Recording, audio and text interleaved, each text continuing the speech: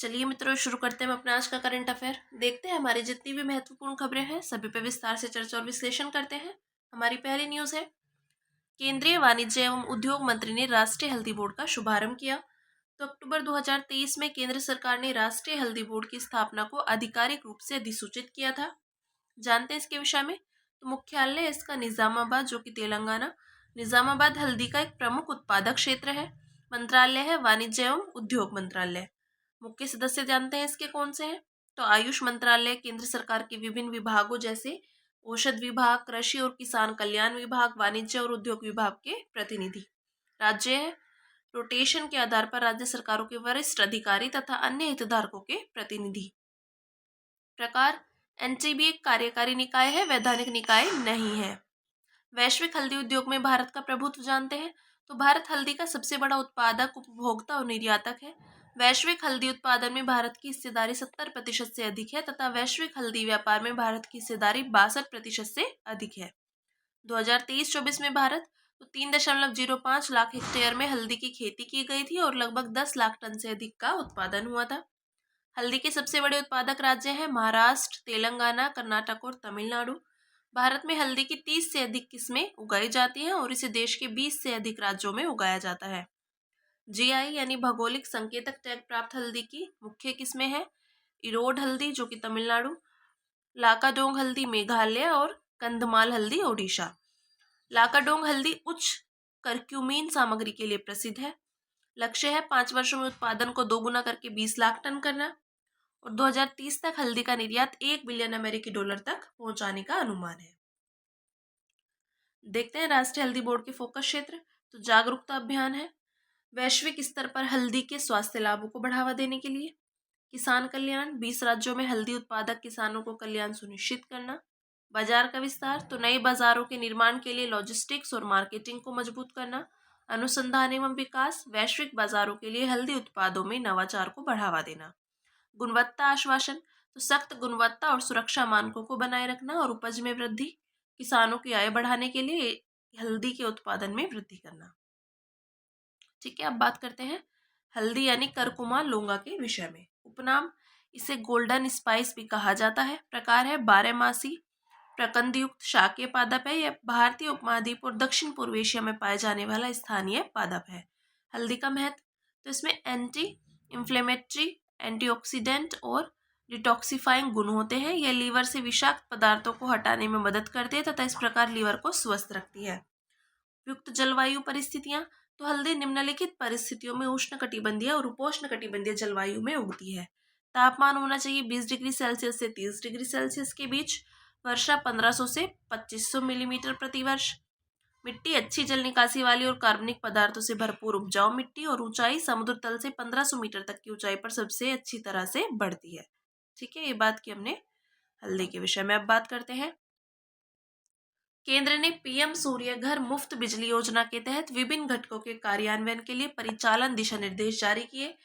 तो नवीन एवं नवीकरणीय ऊर्जा मंत्रालय ने इस योजना के तहत केंद्रीय वित्तीय सहायता और भुगतान सुरक्षा तंत्र घटकों के कार्यान्वयन के लिए दिशा निर्देश जारी किए हैं।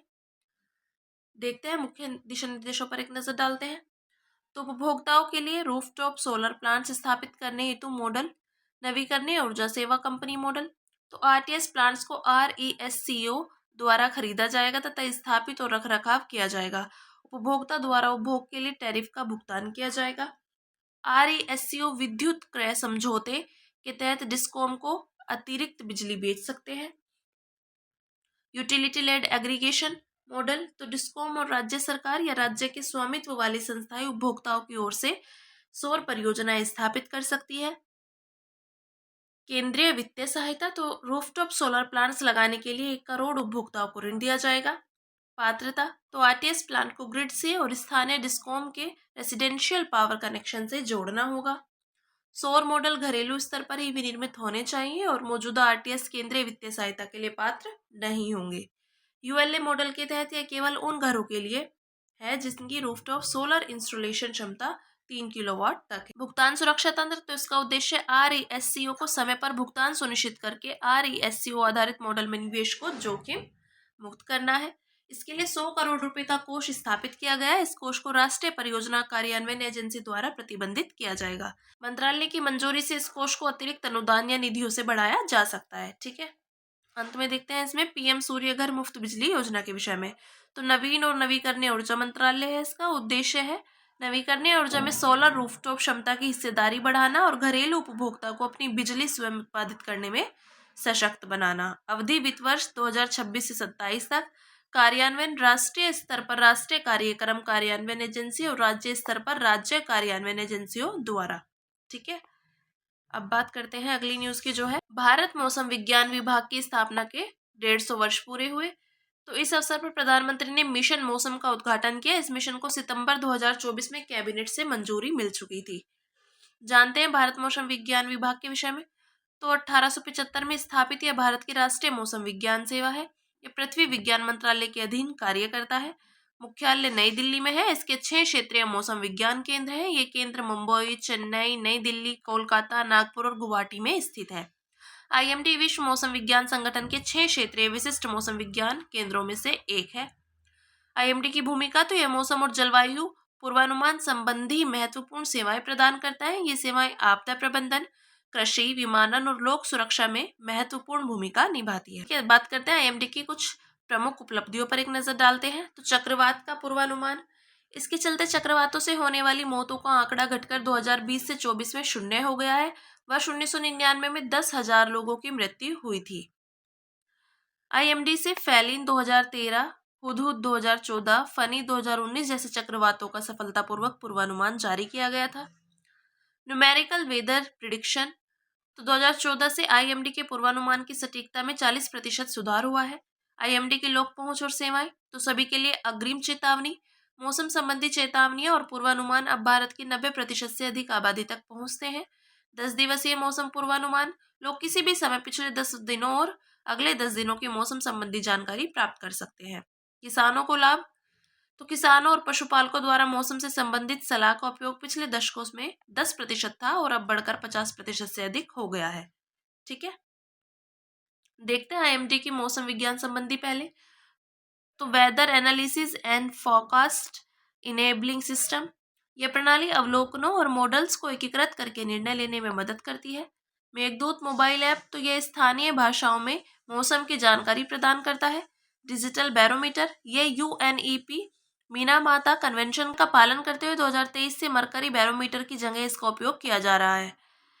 डायनेमिक कंपोजिट रिस्क एटलस, तो इस जोखिम मूल्यांकन के लिए 2022 में इसे लॉन्च किया गया था। और प्रभाव आधारित पूर्वानुमान, इसे लक्षित मौसम पूर्वानुमानों के लिए 2019 में शुरू किया गया था। और मेघदूत मोबाइल ऐप। अब बात करते हैं मिशन मौसम के विषय में। मिशन मौसम भारत के मौसम और जलवायु संबंधी विज्ञान अनुसंधान एवं सेवाओं को बेहतर बनाने वाली एक बहुआयामी पहल है। इसकी मुख्य विशेषताओं पर एक नजर डालते हैं। तो इसके तहत रडार व satellites, wind profilers, radiometer, high performance computer और आर्टिफिशियल इंटेलिजेंस या मशीन लर्निंग आधारित मॉडल्स के व्यापक नेटवर्क की स्थापना की जाएगी।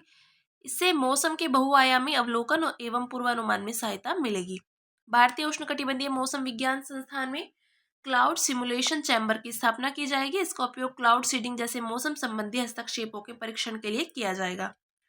पृथ्वी विज्ञान मंत्रालय इसका कार्यान्वयन मंत्रालय है। ठीक है, बात की हमने मिशन मौसम के विषय में। बात करते हैं, भारत ने दुनिया का सबसे शक्तिशाली हाइड्रोजन ट्रेन इंजन बनाया। तो इस ट्रेन इंजन का पहला ट्रायल रन हरियाणा के जिंद से सोनीपत मार्ग पर आयोजित होगा। यह इंजन भारतीय रेलवे द्वारा स्वदेशी तकनीक का उपयोग करके बनाया गया है। इसकी क्षमता 1200 हॉर्स पावर है। दुनिया में केवल 4 देशों जर्मनी, फ्रांस, स्वीडन और चीन में हाइड्रोजन से चलने वाली ट्रेनें हैं। इन ट्रेनों में 500 से 600 हॉर्स पावर वाले ट्रेन इंजन है।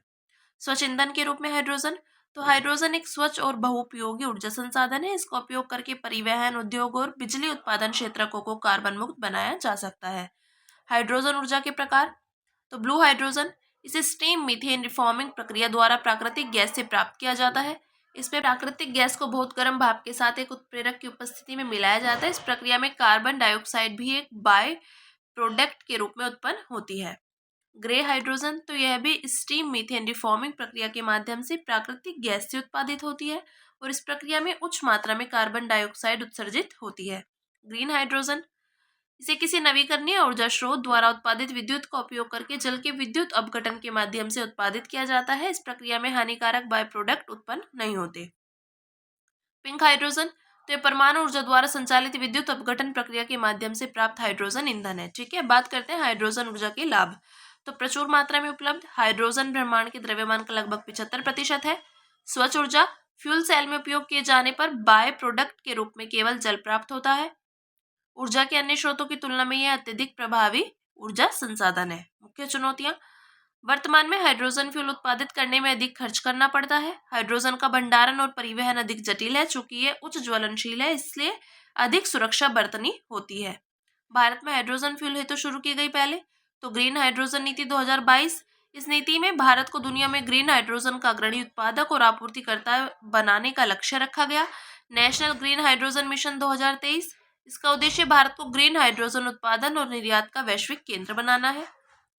Strategic intervention for green hydrogen transition कार्यक्रम, तो इसका उद्देश्य इलेक्ट्रोलाइजर के विनिर्माण और ग्रीन हाइड्रोजन के उत्पादन के लिए प्रोत्साहन प्रदान करना है। ठीक है, देखते हैं अगली न्यूज जो है। केंद्रीय मंत्री ने PMKSY 2.0 के वाटरशेड डेवलपमेंट घटक के तहत 56 नई वाटरशेड विकास परियोजनाओं को मंजूरी दी। तो वाटरशेड डेवलपमेंट या जल संरक्षण तथा भूमि एवं वनस्पति की गुणवत्ता में सुधार के लिए जल ग्रहण यानी वाटरशेड क्षेत्र के भीतर प्राकृतिक संसाधनों के प्रबंधन की प्रक्रिया है। वाटरशेड एक भौगोलिक क्षेत्र है जहां से वर्षा जल या बर्फ के पिघलने के बाद जल अलग अलग चैनलों से बहते हुए खाड़ियों, झरनों, नदियों और अंततः किसी बड़े जलाशय या समुद्र में मिल जाता है। बात करते हैं PMKSY 2.0 के वाटरशेड डेवलपमेंट घटक के तहत स्वीकृत परियोजनाओं की मुख्य विशेषताओं के विषय में। तो कार्यान्वयन ग्रामीण विकास मंत्रालय के तहत भूमि संसाधन विभाग करता है। शामिल राज्य हैं इसमें राजस्थान, मध्य प्रदेश, कर्नाटक, ओडिशा, तमिलनाडु, असम, नागालैंड, हिमाचल प्रदेश, उत्तराखंड और सिक्किम। क्षेत्र कवरेज, तो प्रति परियोजना लगभग 5000 हेक्टेयर पहाड़ी क्षेत्रों में कम है। प्रधानमंत्री कृषि सिंचाई योजना के वाटरशेड डेवलपमेंट घटक के विषय में देखते हैं। तो यह केंद्र प्रायोजित योजना है। भूमि संसाधन विभाग 2009-10 से एकीकृत वाटरशेड प्रबंधन कार्यक्रम को लागू कर रहा है। WDC PMKSY 1.0, तो 2015-16 में IWMP को प्रधानमंत्री कृषि सिंचाई योजना की अम्ब्रेला योजना के वाटरशेड डेवलपमेंट घटक के रूप में शामिल किया गया था। इसकी शुरुआत PMKSY WDC 1.0 की सफलता को देखते हुए की गई। किसकी शुरुआत? WDC PMKSY 2.0 की। अवधि है इसकी 2021 से 26 तक। लक्ष्य 49.50 लाख हेक्टेयर और इसके निम्नलिखित उद्देश्य हैं। भूमि क्षरण की समस्या का समाधान करना, किसानों की आय में वृद्धि करना तथा मृदा संरक्षण, वर्षा जल संचयन और चारागाह विकास जैसी गतिविधियों का समर्थन करके जलवायु लचीलेपन में सुधार करना। ठीक है, अब बात करते हैं अगली पीढ़ी का वाटरशेड डेवलपमेंट WDC PMKSY 2.0 के दृष्टिकोण में बदलाव। तो आर्थिक विविधीकरण, वाटरशेड अर्थव्यवस्था में विविधता लाने के लिए एकीकृत कृषि प्रणाली को अपनाना, जैविक उपाय, यांत्रिक उपचार के बजाय जैविक तंत्रों को बढ़ावा देना, फसल विविधीकरण, तो जोखिमों को प्रभावी ढंग से प्रबंधित करने के लिए विविध फसल प्रणालियों की योजना बनाना, सामुदायिक सशक्तिकरण, योजना में विकेंद्रीकरण और सामुदायिक भागीदारी पर ध्यान केंद्रित करना और वर्षा जल का उपयोग, जल उत्पादकता बढ़ाने के लिए वर्षा जल के कुशल उपयोग पर जोर देना। ठीक है, अंत में देखते हैं PMKSY के विषय में। तो इसको 2015-16 में शुरू किया गया था। इसका उद्देश्य हर खेत तक पानी पहुंचाना और सुनिश्चित सिंचाई के तहत खेती योग्य क्षेत्र का विस्तार करना है। यह एक व्यापक योजना है। इसमें जल शक्ति मंत्रालय द्वारा कार्यान्वित किए जाने वाले 2 प्रमुख घटक शामिल हैं, जो हैं त्वरित सिंचाई लाभ कार्यक्रम तथा हर खेत को पानी। प्रति बूंद अधिक फसल प्रधानमंत्री कृषि सिंचाई योजना का एक महत्वपूर्ण घटक था। इसे वर्ष 2016 से 21 के दौरान कृषि और किसान कल्याण विभाग द्वारा कार्यान्वित किया जा रहा था। हालांकि अब इसे कृषि और किसान कल्याण विभाग द्वारा ही एक स्वतंत्र कार्यक्रम के रूप में लागू किया जा रहा है। ठीक है, इसी के साथ बात करते हैं अन्य सुर्खियों की, जिसमें पहली न्यूज है रणथंभौर टाइगर रिजर्व। तो एक रिपोर्ट के अनुसार प्रस्तावित पार्वती, काली सिंध, चंबल, पूर्वी राजस्थान नहर परियोजना की वजह से रणथंभौर टाइगर रिजर्व के जलमग्न होने का खतरा है। यह अरावली और विंध्य पहाड़ियों के बीच स्थित है। इसे 1973 में टाइगर रिजर्व घोषित किया गया था। इस रिजर्व में रणथंभौर राष्ट्रीय उद्यान, सवाई माधोपुर अभ्यारण्य, कैला देवी अभ्यारण्य, राष्ट्रीय घड़ियाल अभ्यारण्य का हिस्सा आदि शामिल है। नदियां हैं इस रिजर्व के उत्तर में बनास नदी और दक्षिण में चंबल नदी बहती है। इसमें सबसे अधिक संख्या में धोक वृक्ष पाए जाते हैं। रॉयल बंगाल टाइगर, तेंदुआ, भारतीय जंगली सुअर, चीतल, सरपेंट ईगल, जल पक्षी, जलकाक, पेटेंट स्परफाउल, सारस क्रेन आदि। सांस्कृतिक महत्व, इस टाइगर रिजर्व के भीतर स्थित रणथंभौर किले को यूनेस्को विश्व धरोहर स्थल सूची में शामिल किया गया है। घर से मतदान, हाल ही में 2,900 से अधिक वरिष्ठ नागरिकों और दिव्यांगजनों ने आगामी दिल्ली विधानसभा चुनाव के लिए घर से मतदान करने हेतु आवेदन किया। यह एक प्रकार की डाक मतपत्र सुविधा है। यह सुविधा पहली बार 2024 के लोकसभा चुनावों के दौरान वरिष्ठ नागरिकों और दिव्यांगजनों द्वारा वोट डालना सुगम बनाने के लिए शुरू की गई थी। पात्रता, 85 वर्ष या उससे अधिक आयु के वरिष्ठ नागरिक तथा 40% या उससे अधिक संदर्भित दिव्यांगता वाले दिव्यांगजन। केंद्रीय विधि और न्याय मंत्रालय ने 2024 में लोकसभा चुनाव से ठीक पहले निर्वाचनों का संचालन नियम 1961 में संशोधन किया था। इस संशोधन का उद्देश्य 85 वर्ष और उससे अधिक आयु के वरिष्ठ नागरिकों के लिए डाक मतपत्र से मतदान करने की अनुमति देना है। ठीक है, देखते हैं भार्गवस्त्र। तो भारत ने अपनी पहली स्वदेशी माइक्रो मिसाइल प्रणाली भार्गवस्त्र का सफलतापूर्वक परीक्षण किया है। इसे स्वार्म ड्रोन के खतरों से निपटाने के लिए डिजाइन किया गया है। स्वार्म ड्रोन वास्तव में कई मानव रहित हवाई वाहनों के समूह होते हैं। ये सभी समन्वित प्रणाली के रूप में एक साथ कार्य करते हैं। इनकी मुख्य विशेषताएं, ड्रोन का पता लगाने की क्षमता, यह प्रणाली 6 किलोमीटर से अधिक दूरी पर स्थित ड्रोन का पता लगाने में सक्षम है। त्वरित प्रतिक्रिया, तो इसे गतिमान प्लेटफॉर्म पर तुरंत तैनात किया जा सकता है। मल्टी टारगेट इंगेजमेंट, यह प्रणाली एक साथ 64 टारगेट्स का पता लगाकर उन्हें ट्रैक और निष्क्रिय कर सकती है। गाइडेड माइक्रो म्यूनिशंस, यह पहचाने गए खतरों की ओर सूक्ष्म हथियारों को निर्देशित करके उन्हें निष्क्रिय कर सकती है। ठीक है, अब देखते हैं हाइड्रोक्लाइमेट व्हिप्लैश। तो विशेषज्ञों ने अमेरिका में वनाग्नि की भीषणता के लिए हाइड्रोक्लाइमेट व्हिप्लैश को जिम्मेदार माना है। जलवायु परिवर्तन ने हाइड्रोक्लाइमेट व्हिप्लैश घटना को और गंभीर बना दिया। इसके विषय में देखते हैं, यह मौसम संबंधी दुर्लभ हाइड्रोक्लाइमेटिक अस्थिरता की स्थिति है। अत्यधिक आर्द्र मौसम के बाद अत्यधिक शुष्क मौसम के आने से यह स्थिति उत्पन्न होती है। प्रभाव, अचानक बाढ़, वनाग्नि, भूस्खलन, बीमारी का प्रकोप जैसे खतरे बढ़ जाते हैं। हानिकारक शैवाल प्रस्फुटन बढ़ने या जल में अत्यधिक कार्बनिक या खनिज सामग्री के मिलने से जल की गुणवत्ता प्रभावित होती है। पादपों की उत्पादक क्षमता कम हो जाती है, फसल नष्ट हो जाती है, बड़ी संख्या में मवेशी मर जाते हैं आदि। इन वजहों से खाद्य संकट उत्पन्न हो जाता है। ठीक है, अब बात करते हैं इलेक्ट्रोकाइनेटिक माइनिंग की। तो हाल ही में एक शोध दल ने इलेक्ट्रोकाइनेटिक माइनिंग विकसित की। यह एस्को से दुर्लभ भूतत्वों को निकालने की एक पर्यावरण अनुकूल तकनीक है। REES 17 धात्विक तत्वों का एक समूह है। इन तत्वों में विशिष्ट चुंबकीय, इलेक्ट्रॉनिक और रासायनिक गुण होते हैं। ये खनिज आधुनिक प्रौद्योगिकियों के निर्माण के लिए अधिक उपयोगी हैं। इनके विषय में जानते हैं, ये एक नवीन तकनीक है। तकनीक अयस्कों से दुर्लभ भूतत्वों की प्राप्ति के लिए इलेक्ट्रोकाइनेटिक्स का उपयोग करती है। इलेक्ट्रोकाइनेटिक्स आवेशित कणों या तरल पदार्थों की विद्युत चालित यांत्रिक गति का अध्ययन है। मुख्य विशेषताएं, उच्च प्राप्ति दर, तो इस तकनीक से एस्को से 95% से अधिक REES प्राप्त कर ली जाती है। पर्यावरण अनुकूल, यह तकनीक वातावरण में रासायनिक रिसाव को 80% और ऊर्जा खपत को 60% तक कम करती है। इस तरह यह तकनीक खनिज के संधारणीय खनन में योगदान देती है। ठीक है, बात करते हैं सेंट्रल सस्पेक्ट रजिस्ट्री की। तो केंद्र ने केवल 90 दिनों में 6 लाख धोखाधड़ी वाले लेन देन को कम किया है और 1800 करोड़ रुपए बचाए हैं। भारतीय साइबर अपराध समन्वय केंद्र ने बैंकों और वित्तीय मध्यस्थों के सहयोग से सेंट्रल सस्पेक्ट रजिस्ट्री की स्थापना की। वित्तीय इकोसिस्टम में धोखाधड़ी जोखिम प्रबंधन को बढ़ाना इसका उद्देश्य है। विशेषताएं जानते हैं, इसमें 1.4 मिलियन साइबर अपराधियों का डेटा शामिल है। रजिस्ट्री साइबर अपराध के संदिग्धों पर समेकित डेटा के साथ एक केंद्रीय स्तरीय डेटाबेस के रूप में काम करेगी। रजिस्ट्री राष्ट्रीय साइबर अपराध रिपोर्टिंग पोर्टल के डेटा का उपयोग करके साइबर अपराधियों की पहचानने में मदद करेगी। ठीक है, अब देखते हैं गंगा सागर मेला। तो मकर संक्रांति के पावन अवसर पर लाखों श्रद्धालुओं ने गंगा सागर मेले में डुबकी लगाई। यह मेला पश्चिम बंगाल के सुंदरबन डेल्टा में स्थित सागर द्वीप पर आयोजित किया जाता है। यह द्वीप उस बिंदु पर स्थित है जहां गंगा नदी बंगाल की खाड़ी में गिरती है। यह एक वार्षिक धार्मिक मेला है। मेले का मुख्य अनुष्ठान विशेष रूप से मकर संक्रांति पर सूर्योदय के समय संगम में स्नान करना। ऋषि कपिल मुनि को समर्पित कपिल मुनि मंदिर है यहाँ का तीर्थ स्थल और महत्व है। कुंभ मेले के बाद दूसरा सबसे बड़ा आयोजन है। ठीक है, देखते हैं डिएगो गार्सिया के विषय में। तो कन्याकुमारी के 15 भारतीय मछुआरों को डिएगो गार्सिया द्वीप के पास गिरफ्तार किया गया। डिएगो गार्सिया उन 60 द्वीपों में से एक है जो चागोस द्वीप समूह या ब्रिटिश हिंद महासागर क्षेत्र का निर्माण करते हैं। यह चागोस द्वीप समूह का सबसे बड़ा दक्षिणी द्वीप है। इतिहास, BIOT को 1965 में मॉरिशस से अलग कर यूनाइटेड किंगडम ने अपना अंतिम उपनिवेश बनाया था। यहाँ सामरिक अमेरिकी सैन्य अड्डा है। इसका इस्तेमाल मध्य पूर्व एशिया और अफ्रीका में निगरानी, ईंधन भरने और परिचालनों के लिए किया जाता है। हाल ही में यूनाइटेड किंगडम ने दशकों के विवाद के बाद चागोस द्वीप समूह की संप्रभुता मॉरिशस को सौंप दी है। यद्यपि डिएगो गार्सिया अभी उसके नियंत्रण में है। ठीक है, सुर्खियों में रहा स्थल है हमारा स्पेन, राजधानी मैड्रिड। तो भारत और स्पेन ने संस्कृति, पर्यटन और आर्टिफिशियल इंटेलिजेंस में प्रगति पर ध्यान केंद्रित करते हुए 2026 को ड्यूल ईयर के रूप में मनाने का फैसला किया। स्पेन के विषय में देखते हैं भौगोलिक अवस्थिति। तो स्पेन यूरोप के दक्षिणी पश्चिम भाग में आइबेरियन प्रायद्वीप के अधिकांश हिस्से में स्थित है।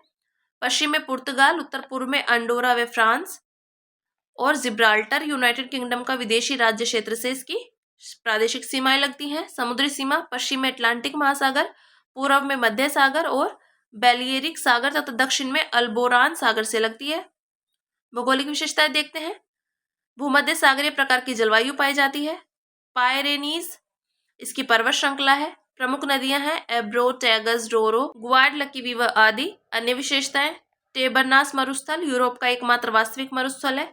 मेसेटा सेंट्रल ये पठार है और एंडालूसी मैदान। द्वीप समूह भूमध्य सागर में बेलियरिक द्वीप समूह और अफ्रीका के तट के निकट कैनरी द्वीप समूह। ठीक है, ये बात की स्पेन की। अब देखते हैं त्रुटि सुधार जो 9 जनवरी 2025 को की गया।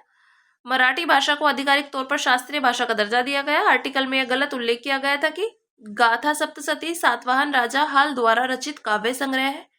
यह मराठी की सबसे प्रारंभिक ज्ञात साहित्यिक कृतियों में से एक है। सही जानकारी यह है कि गाथा सप्तशती सातवाहन राजा हाल द्वारा रचित काव्य संग्रह है।